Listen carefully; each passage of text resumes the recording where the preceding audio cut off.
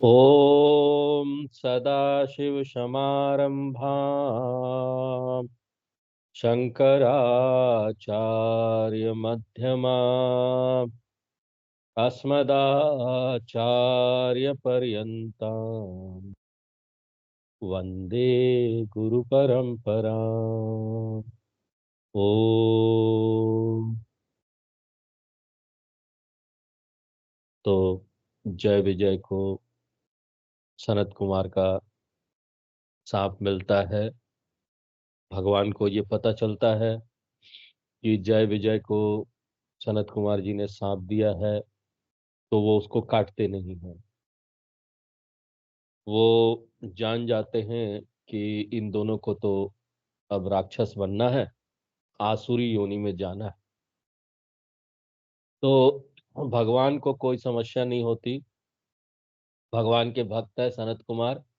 तो भगवान ने सनत कुमार के सांप को रहने दिया, उसको काटा नहीं। वो चाहते तो काट सकते थे, वो बोल सकते थे कि भाई ये तो मेरे सेवक लोग हैं, इनके ऊपर तुम्हारा कोई अधिकार नहीं, तुमने इसको कैसे यहाँ से निकाल दिया। लेकिन वो रहने देते हैं। और ऐसा जब हम लोग देखते हैं कि भगवान ने उसके सांप को काटा नहीं, तो ऐसा लगता है कि भगवान ने अपने भक्त की रक्षा नहीं की। ऐसा लगता है कि सनत कुमार पर भगवान का ज्यादा प्रेम है। और जय विजय को वो मुक्त नहीं करना चाहते हैं। लेकिन विचार करने पर पता चलता है कि जय विजय पर भी भगवान का प्रेम कम नहीं है। भगवान बोलते हैं ये तो जाएंगे, राक्षस बनेंगे, लेकिन इनके उद्धार के लिए मैं स्वयं जाऊंगा। तो गीता में जो भगवान ने बोला है ना, न मे भक्त प्रणश्यति, मेरा भक्त का कभी नाश नहीं होता, मेरा भक्त कभी नष्ट नहीं होता। कहीं भी चला जाए मैं उसके पीछे पीछे आ जाऊंगा। असुर योनि में चला जाए तो भी मैं उसका उद्धार करूंगा, उसे छोड़ूंगा नहीं। अब देखो कितनी बढ़िया बात है। आप कहीं भी चले जाइए, भगवान के भक्त है तो भगवान आपका पीछा नहीं छोड़ने वाले। राक्षस बन जाएंगे, गलत रास्ते पर चले जाएंगे ना, वहां भी आ जाएंगे उद्धार करने किसी न किसी रूप में।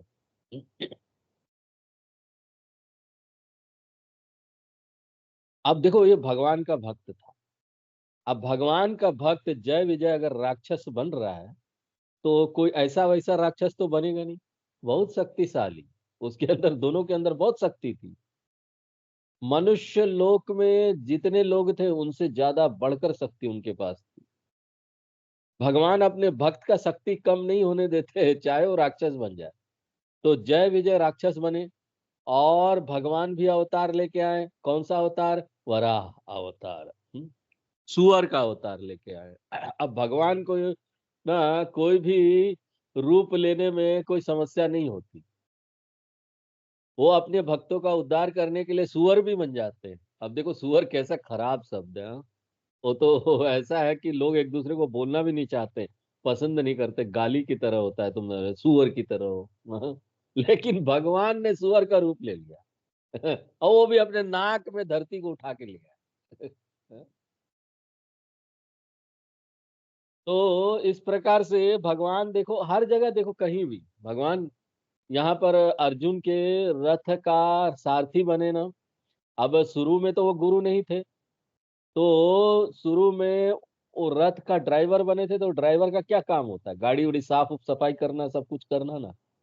अब देखो कृष्ण भगवान ड्राइवर तक बन गए, और वो उनकी रथ को साफ सफाई सब करते थे।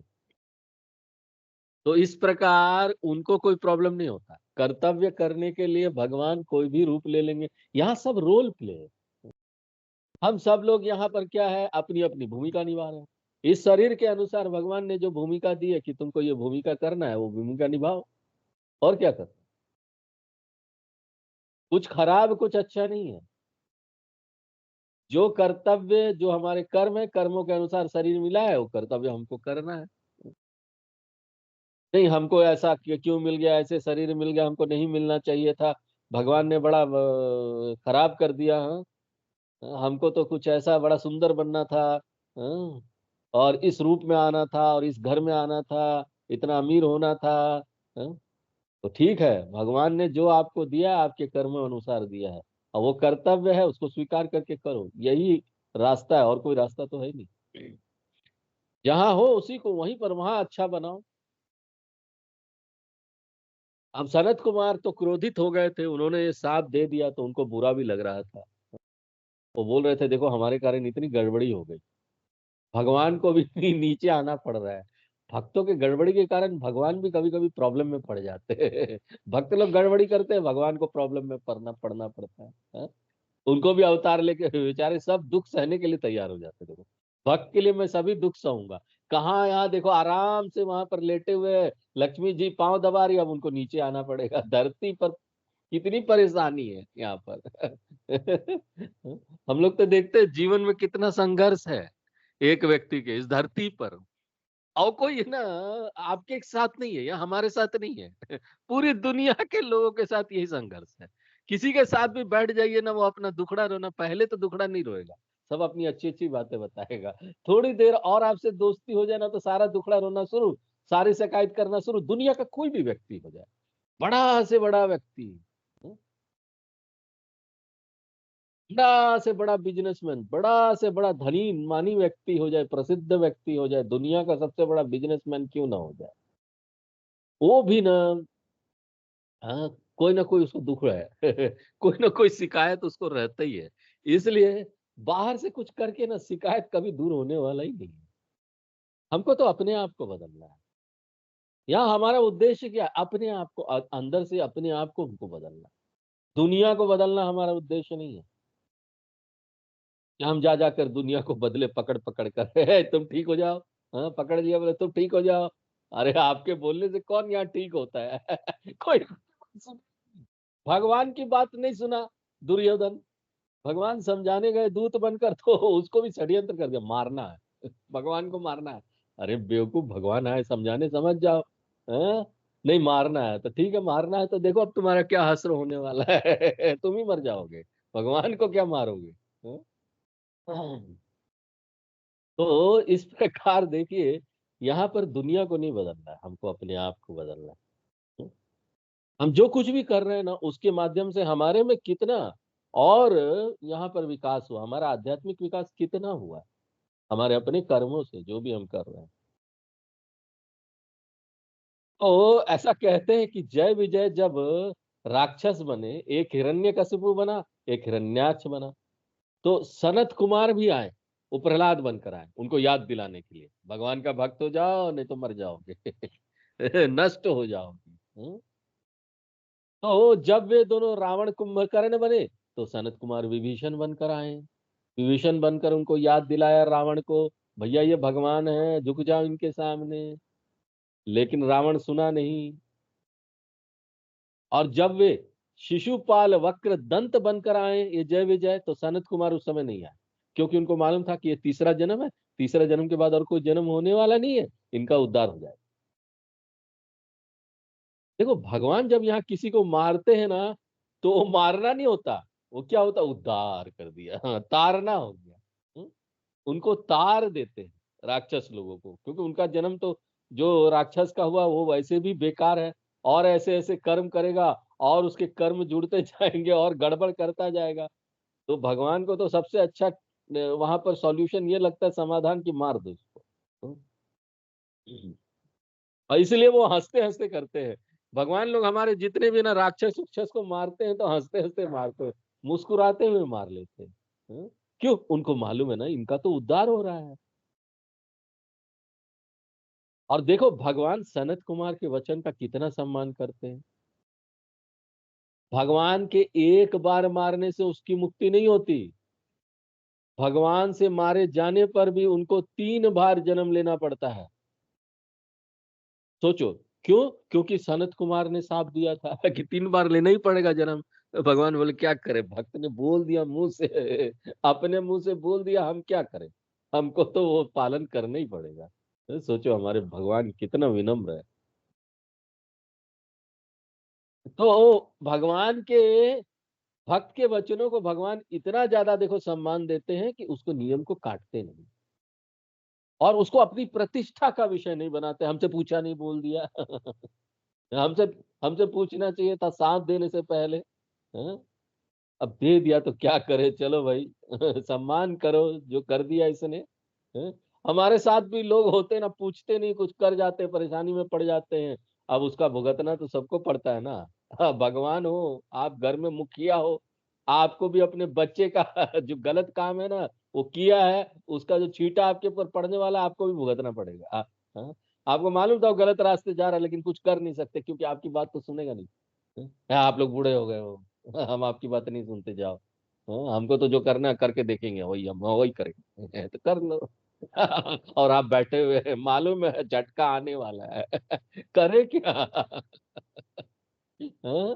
तो इसी प्रकार भगवान ने बोल दिया, भक्त ने बोल दिया, क्या करे, झटका आने वाला है, चलो धरती पर अवतार लेकर। अब संतों ने, सनत कुमार संत थे, भक्त थे, उनकी कोई बात असत्य नहीं होनी चाहिए, नहीं तो नियम टूट जाएगा धरती का, भगवान ही नहीं बनाया है। इसलिए यहाँ पर प्रतिष्ठा उत्तिष्ठा नहीं, भगवान नहीं देखते हैं बड़ा अहंकार, प्रतिष्ठा मेरे प्रतिष्ठा के विरुद्ध हो गया। वो सिर्फ यही देखते हैं धर्म के अनुसार है कि नहीं, नियम के अनुसार है।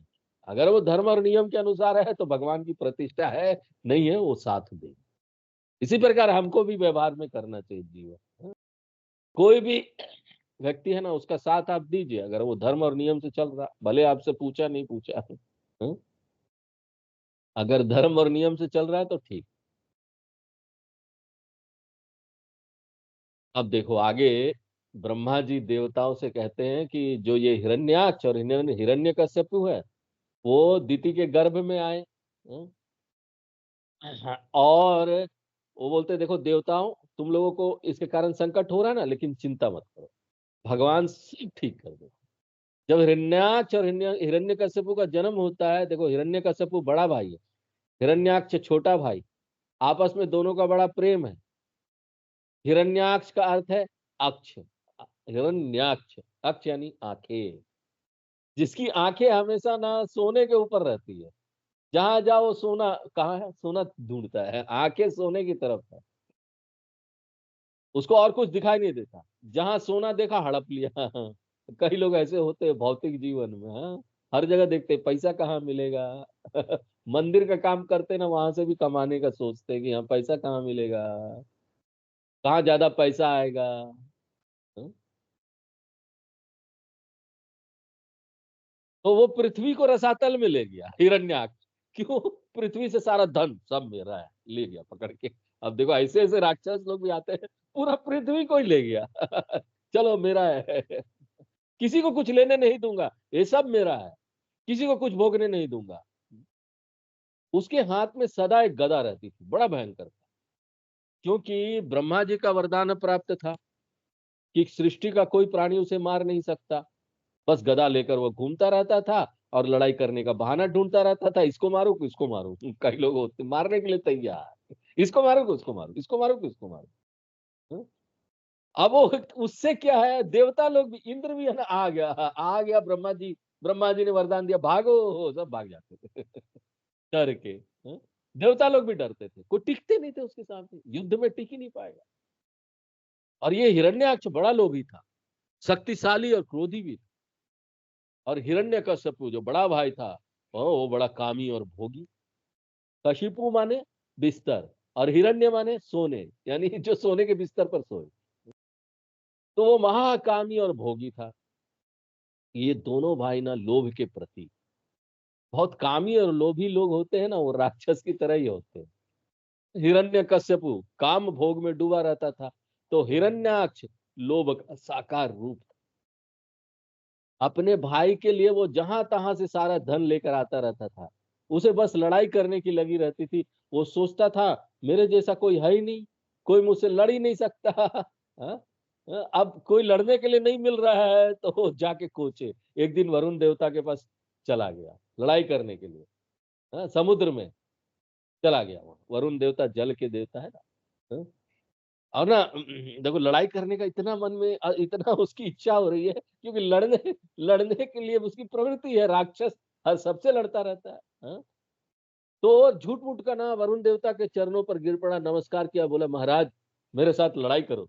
अब देखो, लड़ाई करने के लिए कोई किसी के चरणों में गिर रहा है कि मेरे साथ लड़ाई करो। अब वरुण देवता हो गए बूढ़े, अब बूढ़ा आदमी से बोल रहे हैं लड़ाई करो, उसको देखकर घबरा गए, भैया ये तो मुझे मार डालेगा। तो बोले हिरण्याक्ष, अब हम तो हो गए बूढ़े, हम क्या युद्ध करेंगे तुम्हारे साथ, तुम्हारे साथ तो कोई युद्ध कर ही नहीं सकता। तो बोला फिर मैं किसके साथ युद्ध करूं? तो वरुण देवता कहते हैं जो आदि परमात्मा है ना, वही तुम्हारे साथ युद्ध करेंगे, वे ही योग्य हैं, वे ही तुमको अच्छा पाठ सिखाएंगे, मनी मन सोचते हैं। और वे ही विशेष रूप से तुम्हारे लिए आए हुए हैं वराह बन के। अब सुनकर तो उसको बड़ा क्रोध आया, उसने कहा कहाँ है, कौन है वो परमात्मा तुम्हारा, आप किस परमात्मा की बात करते हैं? नास्तिक लोग भी ऐसे ही पूछते हैं इस संसार में, भौतिकवादी लोग तो क्या भगवान भगवान, क्या पाप पुण्य, कुछ नहीं है यहाँ पाप पुण्य, किस परमात्मा की बात करते हैं आप?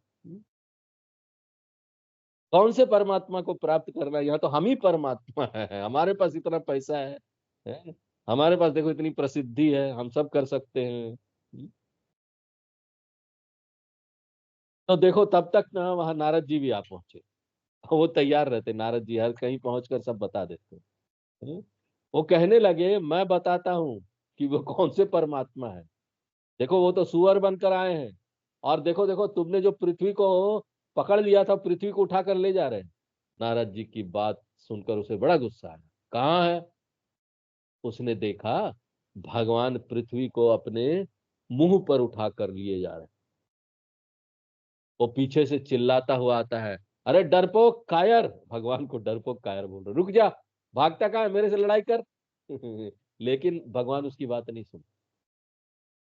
देखो बुद्धिमान लोगों का स्वभाव ऐसा कि ना, उनको जितने भी लोग बोलते रहे ना, दुनिया के लोग बोले आप कुछ भी करिए ना, यहाँ लोग आपके पीछे पड़ेंगे, वो बोलेंगे आप ऐसा मत करो, आप वैसा मत करो, ये ठीक नहीं कर रहे हैं, आपका ये काम सही नहीं है, ऐसा करना ठीक नहीं है, दुनिया के लोग बोलते रहे, क्या आप सत्संग सुनते हैं दिन भर, क्या मिलेगा इससे, इससे अच्छा है कुछ काम कर लो ना, कुछ दूसरे की सेवा कर लो ना। हाँ? तो ऐसे लोगों की बात सुनते रहिए, लेकिन जो ठीक है वो कीजिए, भले वो आपको कुछ भी बोलते रहे। हाँ? बड़ा आध्यात्मिक हो गए हैं, बड़ा टीका लगाते हैं, हाँ? बड़ा पूजा पाठ करते हैं, बड़ा शास्त्रों का पाठ करते हैं, बड़ा शास्त्रों का अध्ययन करते हैं, ऐसे लोगों को बोलते हैं लोग बड़ा पंडित हो गए हैं, ऐसा बोलेंगे बड़ा साधु हो गए हैं। तो ऐसा बोलेंगे, इसी तरह से भगवान जब अपना काम कर रहे थे धर्म का, आप कोई भी धर्म का काम करो ना, लोग आपका पाँव खींचने पीछे से आएंगे ही। अब उसी तरीके से ये लोग जाते हैं, रुक जा बेवकूफ बुद्ध, अरे डरपोक कायर, भगवान को बोल रहा था, भगवान कुछ नहीं सुनते, बोले अभी अपना पहले काम कर ले फिर इसको बताएंगे। पहले अपना जो काम है वो तो कर ले, धरती को उठाया और सही जगह पर तो रख दे। हैं? तो समुद्र से निकालते धरती को, और वो बोलते रहो कायर हुए, मेरे को कोई फर्क नहीं पड़ता। हैं? हाथी चलता है और बाकी आगे नहीं बोलेंगे। तो वो अपना काम कर लेते हैं भगवान, धरती को लाकर स्थापित कर देते हैं। हाँ? और फिर पीछे मुड़कर हिरण्याक्ष से कहते हैं अब आओ तुम, तुम्हारे जैसे के लिए तो मैं यहाँ आया हूँ। वो गदा उठाता है और दोनों का युद्ध शुरू होता है। अब देखो जहां युद्ध शुरू हो जाता है, बड़ा सुंदर वर्णन है। हाँ देवता लोगों का काम है, वो दूर से देखेंगे, बीच में नहीं आएंगे, वो मालूम है हिरण्याक्ष से लड़ नहीं सकते, जाएंगे तो मर जाएंगे वहां, तो ऊपर से देख रहे हैं भगवान क्या करेंगे। हाँ? सारे देवता ऊपर एकत्रित हो जाते हैं, उनको ऐसा दृश्य देखने में बड़ा आनंद आता है, जहां कहीं ऐसी लड़ाई चल रही हो ना, वे सब आकाश में एकत्रित होकर देखते रहते हैं कि आगे क्या होगा, आगे क्या होगा। है? वही देखो देवताओं से ही बना है ना ये मनुष्य, इसलिए आप देखिए कहीं कहीं रास्ते में ऐसे ही भीड़ लगा हुआ, आप कहीं जाएंगे ना, भीड़ क्या हुआ, कहीं कोई झगड़ा हो गया, लोग भीड़ लगा के देख रहे हैं। तो वही प्रकृति उनको भी मिली है देवताओं से, देवताओं को भी देखने का आदत है, कहाँ झगड़ा हो रहा है देखने देखने के लिए पहुंच जाए, भीड़ लगा देंगे। तो भगवान और हिरण्याक्ष में युद्ध चला, वो भिड़ने लगे, एक दूसरे पर प्रहार करने लगे। भगवान गदा लेकर उसको मारने जाते हैं, लेकिन भगवान की गदा को भी वो उड़ा देता है। कितना शक्तिशाली था। हाँ? अब भगवान के हाथ से गदा गिर जाती है, अरे सारे देवता बोलने लगते, गए गए हम लोग हार गए हार गए, जैसे इंडिया पाकिस्तान का मैच हो रहा है। हाँ, इंडिया हार गया गया गया। 4 विकेट गिर गए, 5 विकेट। हाँ, ओ गदा गिर गया। अरे बहुत बड़ी बात है, भगवान के हाथ से गदा गिर जाना लड़ते हुए। अब देवता लोग हाहाकार करने लगे, गए गए हार गए हम लोग। भगवान के हाथ से गदा चली गई, अब क्या होगा? अब देखो, तब हिरण्याक्ष के पास ना भगवान को मारने का अवसर था, वो मार सकता था, क्यों? भगवान के हाथ में कोई अस्त्र शस्त्र नहीं था, लेकिन बड़ा धार्मिक राक्षस था। वो क्या बोलता है, वो क्या करता है, मैं ना निहत्थे पर वार नहीं करता, पहले अपना अस्त्र शस्त्र उठाइए, फिर मैं लड़ूंगा, फिर मैं आऊंगा आघात करने। अब भगवान भी ना मौका देते, बोलते भक्त है, वरना भगवान को क्या था, वो तो प्रकट कर देते कोई भी हथियार ना अपने हाथों में। मौका दिया देखने के लिए कि ये करता क्या है, भक्त की थोड़ी सी क्वालिटी बची है कि नहीं, या राक्षस पूरा का पूरा हो गया है। इसलिए भगवान देखते हैं उसको, और जब देखते नहीं, अभी भी वो क्वालिटी भीतर से, वो जो भीतर का जो प्रकृति होता है ना आदमी का, कहीं ना कहीं दिख जाता है। हाँ? हम्म? बोलते हैं ना, छोटे बच्चों में वो पर दिख जाता है, वो बड़ा होके क्या बनने वाला है। तो उसी प्रकार भगवान को ना दिख गया, कि ना ये तो अभी भी थोड़ा थोड़ा धर्म बचा हुआ है इसके अंदर। हाँ? और भगवान उसकी तारीफ करते, तू तो बड़ा धर्म युद्ध जानने वाला है रे हिरण्याक्ष। हाँ? अब भगवान ने संकल्प किया, सुदर्शन चक्र आ गया भगवान के हाथों में। हाँ? और सुदर्शन चक्र से उसकी गदा कट जाती है, त्रिशूल फेंकता है, त्रिशूल गिर जाता है। वो सोचता है अब सब कुछ खत्म होता जा रहा है, राक्षस है, वो देखा सब कुछ खत्म हो रहा था, अपनी माया फैलाने लगा।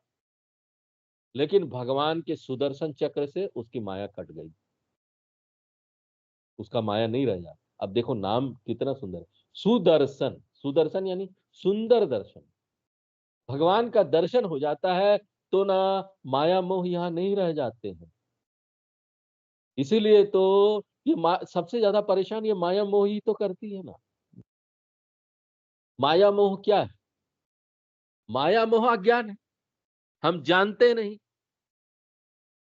कि हम कौन है, भगवान से हमारा क्या रिश्ता है। ये नहीं जानने के कारण हम जो परेशान हो रहे संसार में दुख झेल रहे हैं, उसी को माया मोह बोलते हैं। लेकिन ये सब होने के बाद भी ना दौड़ पड़ता भगवान की ओर, भगवान को मार देंगे। तो यहाँ पर एक बड़ा ना आश्चर्यजनक विस्मयकारी घटना घटती है। यहाँ पर भगवान उसके कान पर एक तमाचा मारते हैं, और बस वो उलट पुलट पर गिर पड़ता है और मर जाता है। अब देखो यहाँ बड़े आश्चर्य की बात है ना, जो काम अस्त्र शस्त्रों से भी नहीं हुआ, वो सिर्फ भगवान की एक चोट से हो गया। भगवान कहते हैं, मेरे एक हाथ अस्त्र शस्त्रों से भी ज्यादा शक्तिशाली है, मुझे अस्त्र शस्त्र की कोई जरूरत नहीं है, एक चोट से ही वो मर गया। तो इस प्रकार हिरण्याक्ष का वध हो गया। हाँ? अब जो बड़ा भाई है ना हिरण्यकश्यपु की कथा, वो कथा हम यहाँ नहीं देखेंगे, वो कथा अभी 7वें स्कंद में आएगा, आगे आएगा। तो हिरण्याक्ष के साथ जब युद्ध हुआ, और उस समय भगवान की पूंछ आदि से जो समुद्र का जल ऊंचा पड़ा, वो ऊपर के लोकों में जा गिरा, क्योंकि इतना बड़ा युद्ध हो रहा था। सुनामी आना ही था, पूंछ लगने से भगवान का पूंछ लग रहा था वराह का, तो सुनामी आ जा रहा था। इतना जल, समुद्र का जल उथल पुथल हो रहा था। अब वो ऊपर के लोकों में जा गिरा। अब भगवान से आया हुआ जल क्या होता है, आप सोच सकते, चना अमृत, वो तो पवित्र करता है। हम्म? हम लोग मंदिर में भी जाते हैं तो जल लेते हैं, पी लेते हैं, अपने माथे पर लगाते हैं, पवित्र हो जाते हैं। भले जल कितना भी गंदा हो, लेकिन फर्क नहीं पड़ता, पवित्र हो जाते हैं। अभी गंगा में सब नहाने गए, वो पॉल्यूशन कंट्रोल वाले बोल रहे थे कि भाई इतना गंदा है, इतना गंदा है कि आदमी बीमार हो जाए, लेकिन किसी को कोई बीमारी नहीं लगी। सब नहा के आ गए वहां से। तो सब के सब पवित्र हो। तो ये जो वराह अवतार ना भगवान का क्या है, यज्ञ अवतार। वराह भगवान के अंग प्रत्यंग में यज्ञ की सामग्री है, वो यज्ञ अवतार है, यज्ञ स्वरूप है। अब सब लोग उनकी तारीफ करते हैं, वाह भगवान क्या रूप लेके आए हैं, अपने यज्ञ अवतार में आए, स्तुति करते हैं। तो इस प्रकार से भगवान ने मनु महाराज के लिए पृथ्वी ऊपर लाकर रख दी। हाँ? अब उन्होंने बोला था ना रहने के लिए जगह चाहिए, तो ये सारा खेल हुआ। पृथ्वी आई ऊपर, बीच में वो वराह भगवान का प्रसंग आया, तो हमने विस्तार से देख लिया। अब हमको पुराने जो पुरानी कहानी थी उसमें वापस लौटना पड़ेगा। पुरानी जो कथा थी, मनु शत्रुपा है, मनु को जगह चाहिए थी रहने के लिए, लेकिन पृथ्वी नीचे चली गई थी, तो ये जय विजय अवतार, जय विजय अपना राक्षस बन के आते हैं, भगवान अवतार लेके आते, धरती का उद्धार करते। तो यहाँ पर सारा काम भगवान कर रहे हैं। ब्रह्मदेव को भी जब चिंता हुई तो भगवान वराह अवतार लेकर आए और पृथ्वी को बाहर निकालकर पुनः समुद्र पर स्थापित किया। हिरण्याक्ष ने अनेक बाधाएं उत्पन्न की, अवरोध खड़े किए, उसको भी मार दिया। अब देखिए, हम अपने जीवन को भी ध्यान पूर्वक देखें तो पता चलता है ना कि हमारा सारा काम भगवान ही करते हैं। करते हो तुम कन्हैया, मेरा नाम हो रहा है। सारा काम भगवान करते हैं। हमें ना व्यर्थ ही अभिमान अपने ऊपर होता है कि ना देखो हमने किया, हमने किया, हमने किया, और ना चिंता भी होती रहती, पता नहीं ठीक से हो पाएगा कि नहीं काम, आगे कर पाएंगे कि नहीं, पता नहीं ये फल मिलेगा कि नहीं मिलेगा।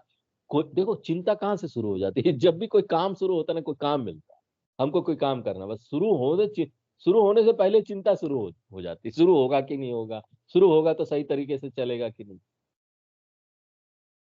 और जब सही तरीके से हो जाता है, काम बन जाता है, तो हमको लगता है अरे हमने किया, अभिमान हो जाता है। और जब काम नहीं बनता तो चिंता करते रहते हैं। अभिमान करना, चिंता करना, ये दोनों न मूर्खता के लक्षण हैं।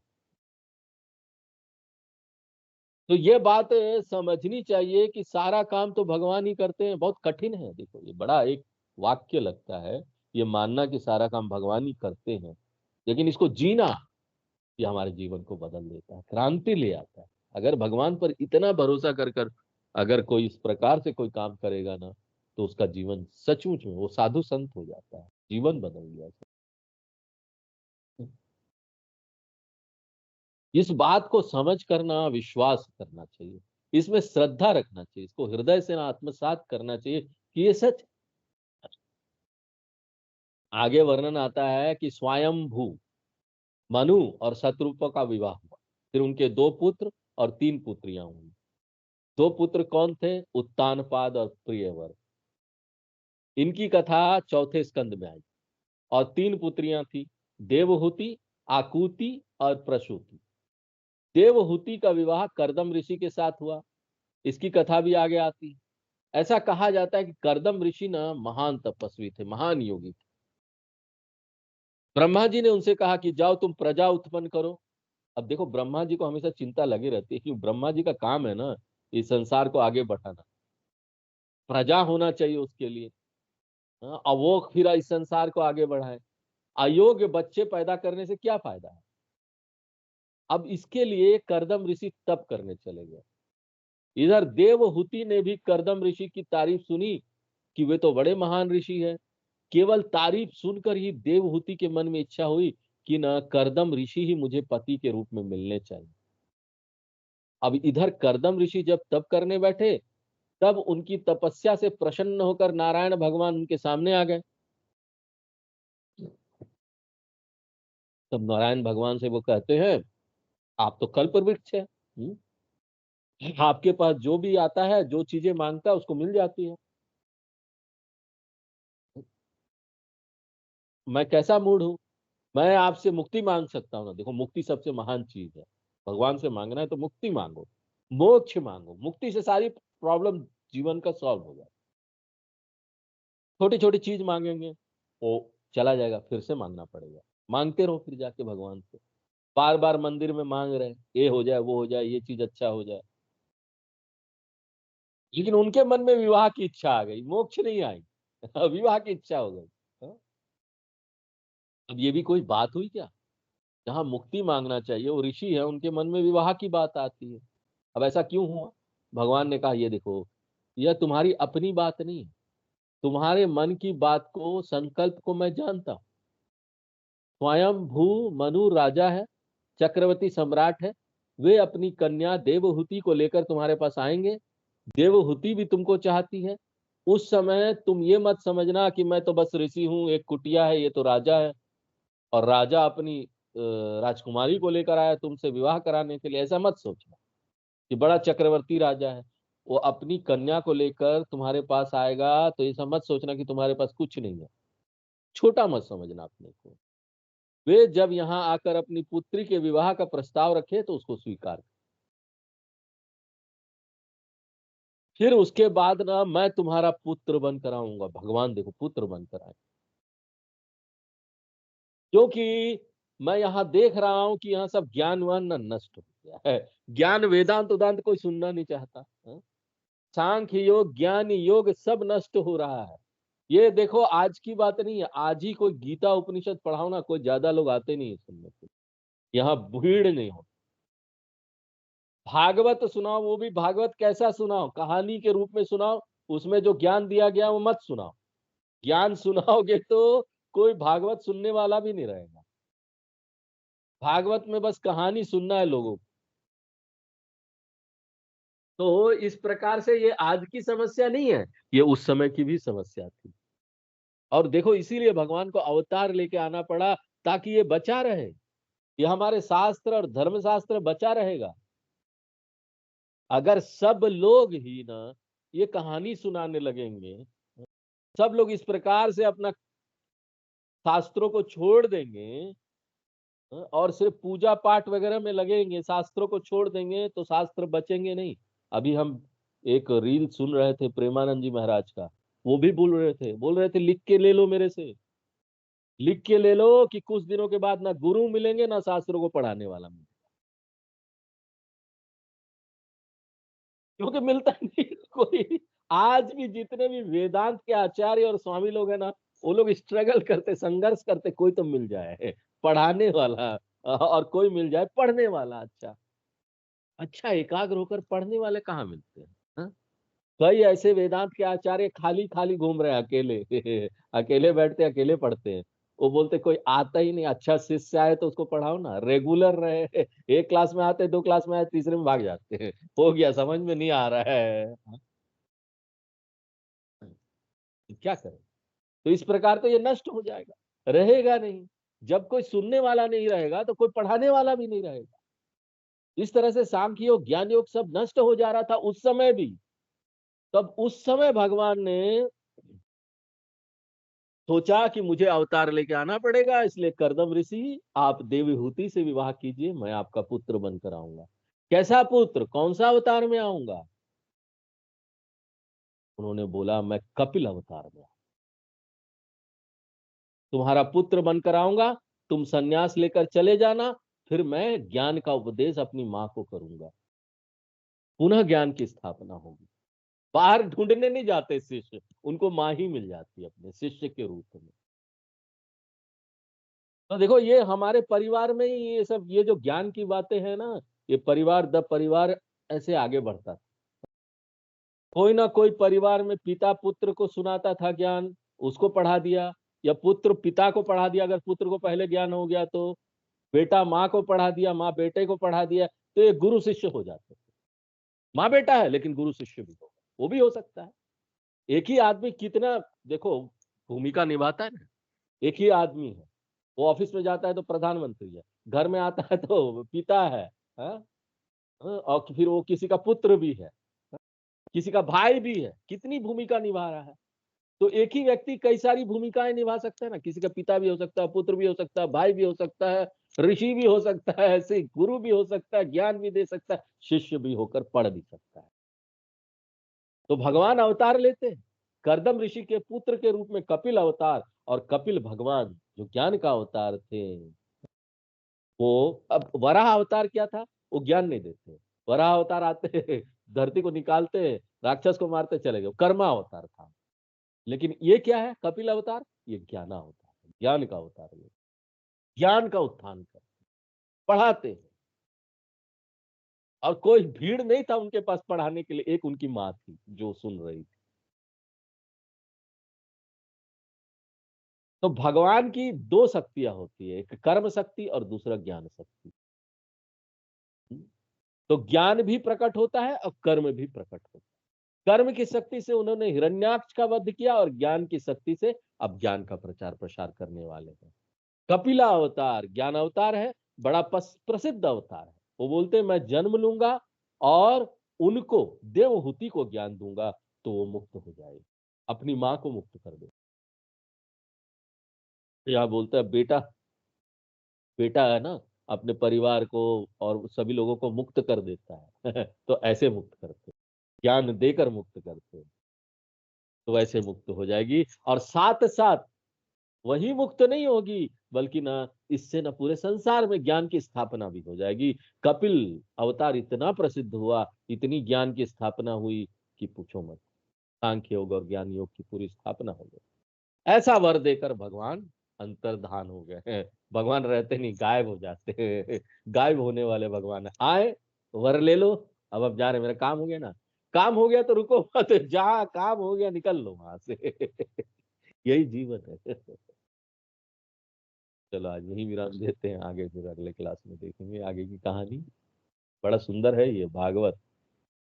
और हमारे गुरुजी बोलते हैं कि भागवत वेदांती है पूरा, पूरा भागवत। अगर आपने तत्वबोध नहीं पढ़ा, बोलते तत्वबोध पढ़ोगे तब भागवत भी समझ में आएगा।